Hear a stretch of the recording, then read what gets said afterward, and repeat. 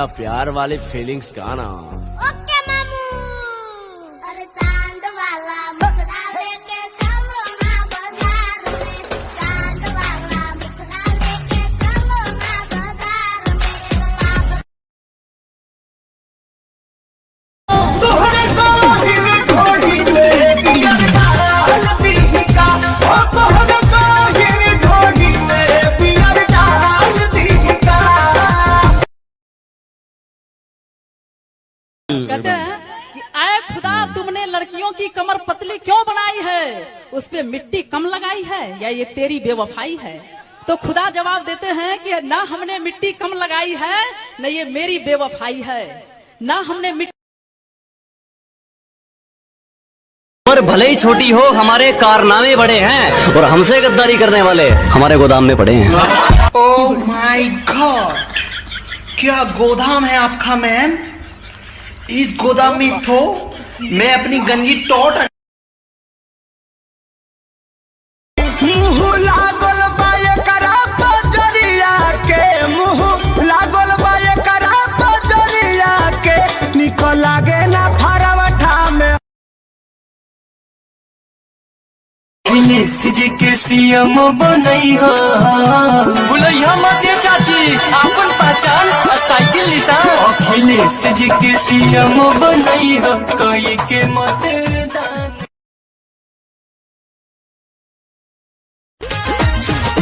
हमारे तनी को तो काम ताहर जो पत रहब नाम, एक बार भेंट करा दो न, तू अपना छोटकी बहिन से हमार सेट करा दो न, तू अपना छोटकी बहिन।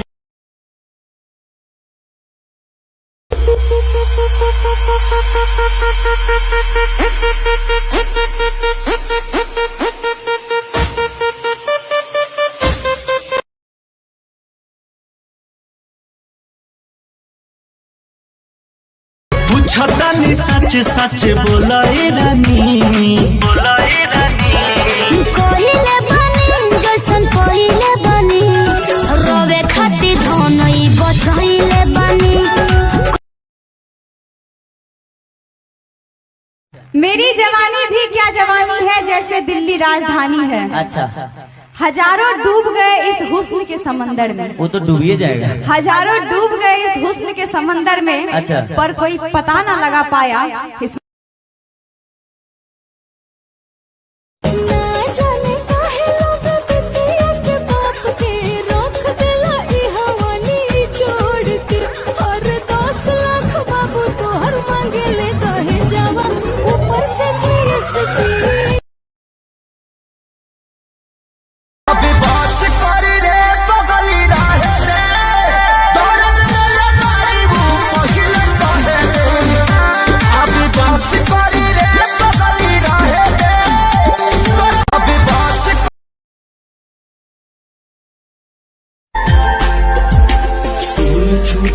बर्मी होगी दोनों होगे न्यारे, मेरो मारो।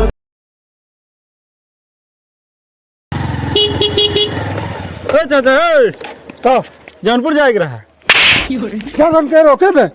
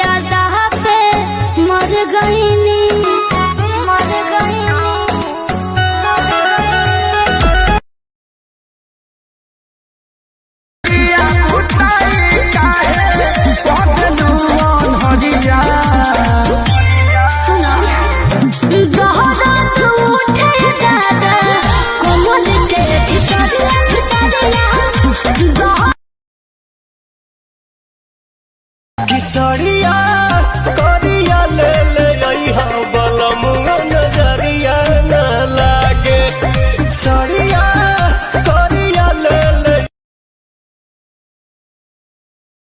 तोरा उठावा के ललिया रे सोनवा गोली चलावा के ले तोरा उठावा के ललिया रे।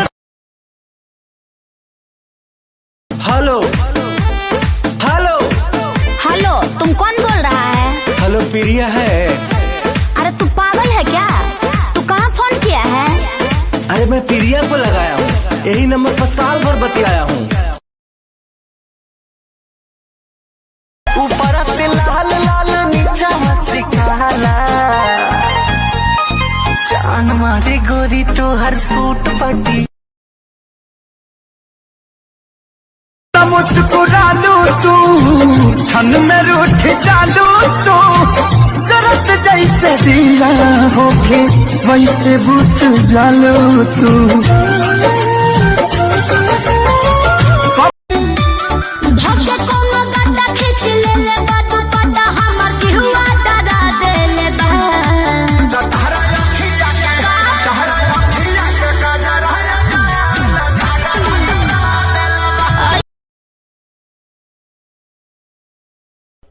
अरे करे जा कि बतिया जन भूलैया, अरे तू निबिया की छाँव के, अरे बतिया जन भूलैया तुम निबिया की छाँव के मिले आए एक करे जा बगही के गाँव में।